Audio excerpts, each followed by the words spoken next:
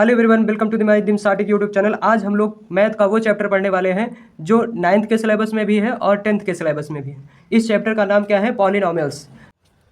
तो चलिए फटाफट इस चैप्टर को शुरू करते हैं। तो सबसे पहले जान लेते हैं पॉलिनोमियल्स क्या होता है। पॉलिनोमियल्स क्या होता है? A polynomial of degree n is a function of the form p x is equal to a n x की power n plus a n minus one x की power n minus one plus dot dot dot plus a one x plus a not.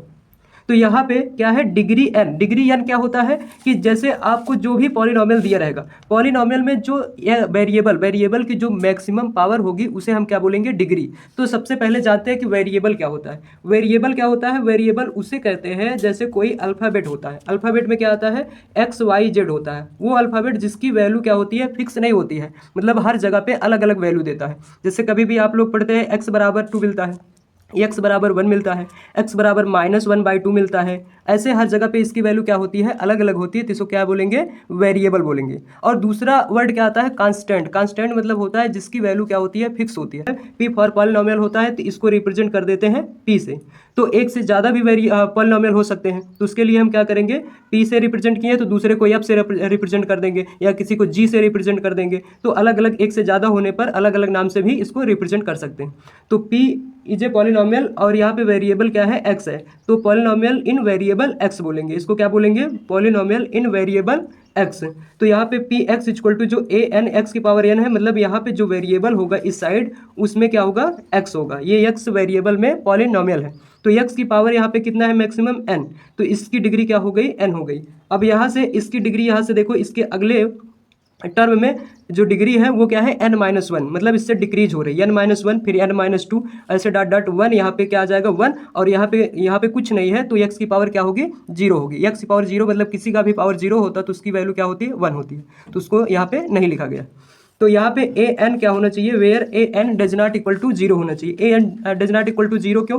क्योंकि अगर ये first term A N does not equal to 0 है, अगर ये मान लो 0 हो गया, 0 हो गया तो ये फर्स्ट टर्म क्या हो जाएगा? 0 हो जाएगा। और फर्स्ट टर्म 0 हो जाएगा तो इस पॉलिनोमियल की डिग्री क्या हो जाएगी? n-1, मतलब n से 1 कम हो जाएगी। तो इसे हम क्या बोलेंगे? Polynomial of degree n-1। n की डिग्री वाला पॉलिनोमियल नहीं होगा। तो इस वजह से यहाँ पे क्या होना चाहिए? n की वैल्यू ए सफिक्स n की वैल्यू 0 नहीं होनी चाहिए। अब इसके आगे क्या है कि the numbers a0 a1 a2 dot dot an are called the coefficients of the polynomial. ये सब क्या होते हैं? कोफिशिएंट। कोफिशिएंट क्या होते हैं? जैसे यहाँ पे जो भी वेरिएबल लिखा होगा, वेरिएबल के आगे जो भी कांस्टेंट टर्म होगा उस कांस्टेंट टर्म को हम क्या बोलते हैं? कोफिशिएंट बोलते हैं। क्या बोलते हैं? Coefficient. And exponents of the variables. Exponent क्या होना चाहिए? एक्स की पावर, जैसे यहाँ पे क्या है? n है, तो इसको बोलेंगे एक्सपोनेंट या पावर बोलते हैं। तो इसका जो पावर होना चाहिए वो क्या होना चाहिए? नॉन निगेटिव इंटीजर होना चाहिए। क्यों नॉन निगेटिव इंटीजर? अगर नॉन निगेटिव इंटीजर नहीं है तो वो पॉलिनोमियल नहीं होगा। तो ये पॉलिनोमियल की क्या होती है? कंडीशन भी होती है कि अगर पॉलिनोमियल जो भी कोई भी पॉलिनोमियल है तो उसकी जो पावर होनी चाहिए वो क्या होना चाहिए? नॉन निगेटिव इंटीजर होना चाहिए। इंटीजर होना चाहिए, वो भी निगेटिव में नहीं, मतलब पॉजिटिव इंटीजर होना चाहिए। पॉजिटिव इंटीजर हो सकता है और 0 हो सकता है, मतलब रेशनल नंबर भी नहीं हो सकता, रियल नंबर सभी रियल नंबर भी नहीं हो सकते हैं। केवल क्या होने चाहिए? पॉजिटिव इंटीजर होने चाहिए।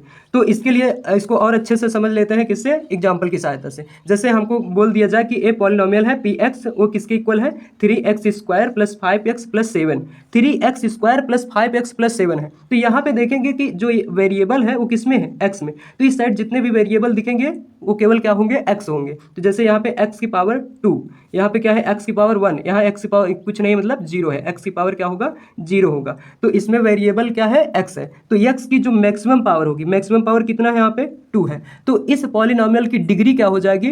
2 हो जाएगी। मतलब जो मैक्सिमम पावर होता है पॉलिनोमियल को उसको बोलते हैं पॉलिनोमियल की डिग्री। तो यहाँ पे डिग्री कितनी हो गई? 2, मतलब घात। हिंदी में क्या बोलते हैं? घात बोलते हैं।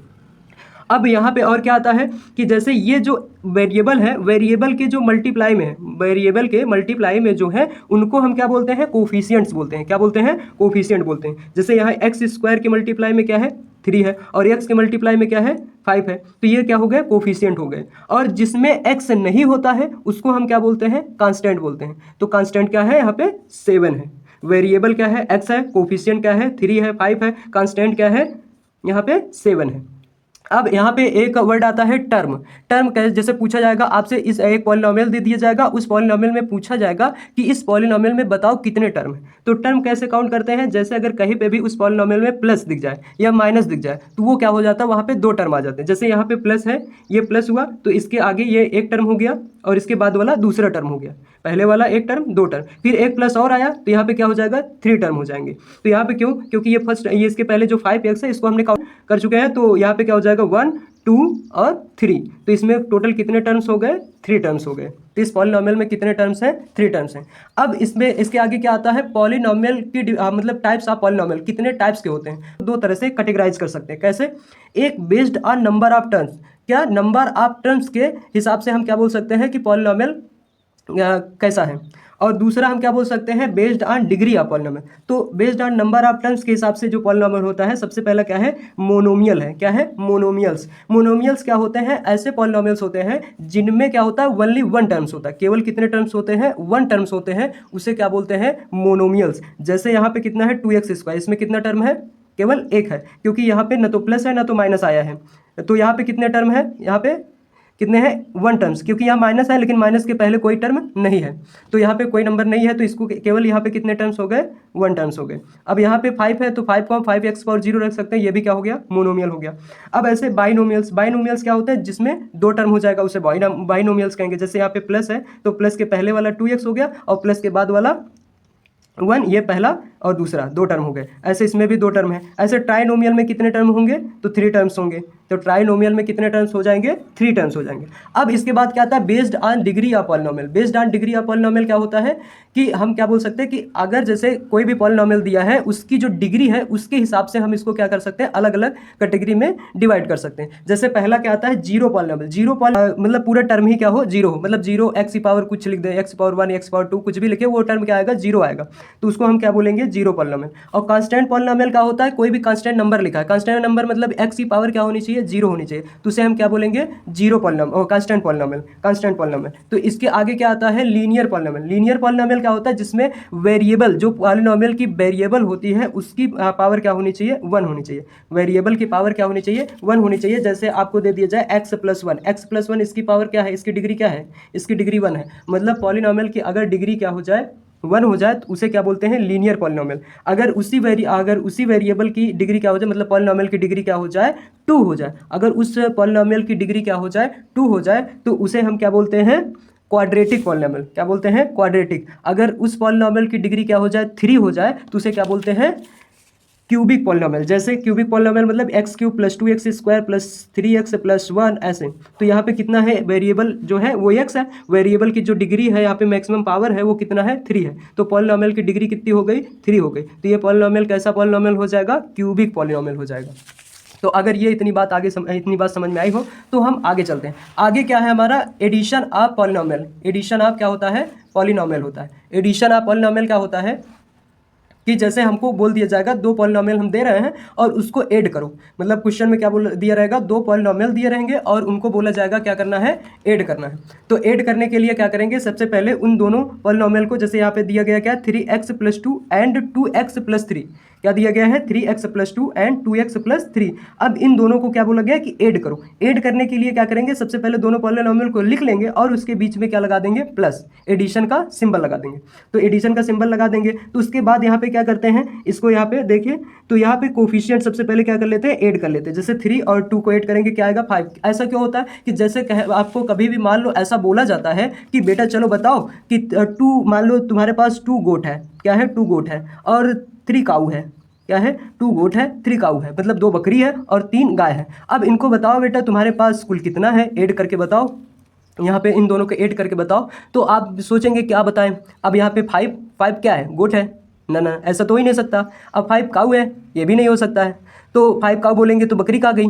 तो यहाँ पे क्या हो जाएगा, इसका मतलब यहाँ पे क्या बोलेंगे हम, इसको बोलेंगे सिंपली ऐड हम नहीं कर सकते। ऐड करने के लिए इसको केवल क्या लिख सकते हैं, सिंबल प्लस का लगा सकते हैं बस ना। तो इसके लिए हम क्या करेंगे, इसका मतलब अगर हमसे यही क्वेश्चन कैसे बोला जाता है, तो बताओ कितने जानवर हैं, कितने एनिमल्स हैं, तो हम क्या बता देते हैं 5। क्यों 5 बता देते हैं, क्योंकि गोट जो होती है वो भी एनिमल है और काऊ जो है वो भी एनिमल है। इसका मतलब यहाँ पे टोटल एनिमल कितने हो जाते हैं, 5 हो जाते हैं। तो इसका मतलब कभी भी सेम ऐसे हम वेरिएबल में भी यूज करते हैं। वेरिएबल में कैसे यूज करते हैं, जैसे अगर ये x है, अगर दोनों सेम वेरिएबल है, जो वेरिएबल है सेम है और उसकी डिग्री भी सेम है, अगर वो उन दोनों की डिग्री भी सेम है तो उनके कोफिशिएंट को हम ऐड कर लेते हैं। कोफिशिएंट को, जैसे यहाँ पे क्या था 2 गोट, तो यहाँ पे 2 गोट और 3 काऊ का एडिशन क्या हो जाएगा 5 एनिमल अगर हम बोलेंगे तो यहाँ पे भी क्या है कि ये जो x है ये भी x है, ये भी x है, इसकी डिग्री क्या है 1 है, इसकी डिग्री क्या है 1 है, तो दोनों के कोफिशिएंट को हम क्या कर लेंगे, ऐड कर लेंगे। तो दोनों को कोफिशिएंट ऐड करेंगे तो 5 आ जाएगा। तो ये क्या आएगा 5x आएगा। हमारे पास कितना x है,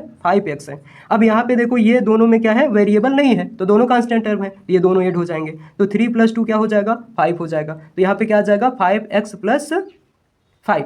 ऐसे दूसरा यहाँ पे देखते हैं, दूसरा क्या है, दूसरा एग्जाम्पल हमारे पास क्या है 5x² - 3x + 5 and x² + 2x - 3। अब इन दोनों को हमें ऐड करना है, तो इनके लिए भी क्या कर देंगे, सबसे पहले इनके बीच में सिंबल लगा देते हैं। सिंबल लगाने के बाद यहाँ पे देखो वेरिएबल क्या है x है, वेरिएबल x है और इसकी डिग्री 2 है, और यहाँ पे कहा ऐसा वेरिएबल है जिसकी डिग्री 2 हो, वेरिएबल x हो और डिग्री कितनी हो 2 हो, तो ये है। अब इसके आगे यहाँ पे कोफिशिएंट देखें, x² का कोफिशिएंट कितना है, यहाँ अगर कुछ नहीं दिख रहा है तो वहाँ पे कोफिशिएंट कितना हो जाता है 1 हो जाता है। तो यहाँ 5 है कोफिशिएंट, यहाँ 1 है कोफिशिएंट, दोनों को ऐड कर देंगे तो कितना हो जाएगा 6 हो जाएगा। तो कितने x² हमारे पास है 6x² है। अब ऐसे 3x है और 2x है, तो इसका x का इसमें वेरिएबल क्या है x, इसकी भी डिग्री 1 है, इसकी भी डिग्री 1 है, तो यहाँ दोनों सेम है, तो इसका मतलब इसके कोफिशिएंट भी क्या हो जाएंगे, ऐड हो जाएंगे। तो ये -3 और +2, ये सिंबल माइनस की वजह से ये क्या हो जाएगा सबट्रैक्ट होगा, क्योंकि ये सिंबल तो माइनस है, कोफिशिएंट में इसके 3 का जो आगे सिंबल है वो माइनस है और 2 के आगे जो सिंबल है वो प्लस है, तो सबट्रैक्ट होगा। सबट्रैक्ट होगा तो 3 में से 2 सबट्रैक्ट करेंगे कितना आएगा 1 आएगा, 1 आएगा, लेकिन सिंबल उसका लेते हैं जो बड़ा होता है। 3 बड़ा है, 3 के आगे सिंबल क्या है माइनस, तो यहाँ क्या हो जाएगा -x हो जाएगा। अब इसके बाद क्या आता है, ये कांस्टेंट टर्म, कांस्टेंट टर्म क्या है यहाँ पे 5 और इसमें क्या है -3, तो दोनों को सबट्रैक्ट कर देंगे तो क्या जाएगा यहाँ पे, क्योंकि ये माइनस है ये प्लस है, तो 5 में से 3 सबट्रैक्ट करो क्या आएगा 2 आएगा। 5 ग्रेटर है तो इसके आगे का सिंबल क्या है प्लस, तो यहाँ पे क्या लेंगे प्लस लेंगे। तो इसके बाद अगला एग्जांपल क्या आता है, जैसे अगर कोफिशिएंट मान लो क्या है रेशनल नंबर है, तो रेशनल नंबर है तो कैसे ऐड करेंगे, सिंपल वैसे जैसे ऊपर वाला ऐड किया वैसे ये भी। तो यहाँ पे क्या हो जाएगा, पहले दोनों को लिख लेंगे, लिखने के बाद बीच में एडिशन का सिंबल लगा देंगे। एडिशन का सिंबल लगाने के बाद अब क्या करते हैं कि जैसे x² ये है x² ये है, दोनों सेम है, तो इसके कोफिशिएंट को ऐड कर लेते हैं। वो कोफिशिएंट को कैसे ऐड कर लें, 1/2 + 2/3। अब ये तो पहले वाला है जो बचपन में पढ़ते आए हो, क्या होता है कि अगर दो रेशनल नंबर को एडिशन में दिया जाए तो क्या करते हैं, पहले उन दोनों का एलसीएम ले लेते हैं, किसका डिनोमिनेटर का, दोनों के डिनोमिनेटर का एलसीएम ले लेते हैं। तो 3 और 2 का जो एलसीएम होगा वो कितना होगा 6 होगा। तो उसके बाद क्या कर देंगे क्रॉस मल्टीप्लाई, 3 का 1 से मल्टीप्लाई क्या आ जाएगा 3, 2 का 2 से मल्टीप्लाई कर देंगे तो क्या आएगा 2 2 जा 4 हो जाएगा, तो इतना आ जाएगा। अब ऐसे इसमें देखो, इसमें डिनोमिनेटर दोनों का सेम है तो ऊपर वाला वैसे जोड़ लेते हैं 3 + 1/2। अगर किसी भी 2 या 2 से अगर ज़्यादा रेशनल नंबर हो और उनको ऐड करने के लिए बोला जाए, और ऐसे रेशनल नंबर जिनके डिनोमिनेटर सेम हो, तो ऊपर के टर्म क्या होते हैं जोड़ लिए जाते हैं और नीचे डिनोमिनेटर वही लिख लिया जाता है। तो यहाँ पे क्या लिख लिया जाएगा 3 + 1, ऊपर के नंबर ऐड कर लिया और डिनोमिनेटर में क्या लिख दिया जाएगा 2, x हो जाएगा प्लस 2 1 जा 2, यहाँ पे एलसीएम ले लो, यहाँ पे 1 को क्या लिख सकते हो 1/1, 2 और 1 का एलसीएम 2 हो जाएगा, 2 का 1 से मल्टीप्लाई करेंगे 2 आएगा, 1 का 1 से कर देंगे तो 1 आ जाएगा, तो 2 + 1 हो गया /2। अब इन दोनों को ऐड करेंगे 4 + 3 क्या आ जाएगा 7/6 x², 3 और 1 को ऐड करेंगे तो क्या आएगा 4/2 x आ जाएगा, तो 2 + 1 यहाँ पे क्या आएगा 3/2 हो जाएगा। तो ये क्या हो जाएगा इतना, इसको और सिंप्लीफाई कर सकते हो कट करके, जैसे 2 4 जा, यहाँ पे क्या हो जाएगा 2 2 जा 4, यहाँ पे क्या आ जाएगा 2 आ जाएगा, 2x + 3/2। तो क्या गया आंसर 7/6 x² + 2x + 3/2।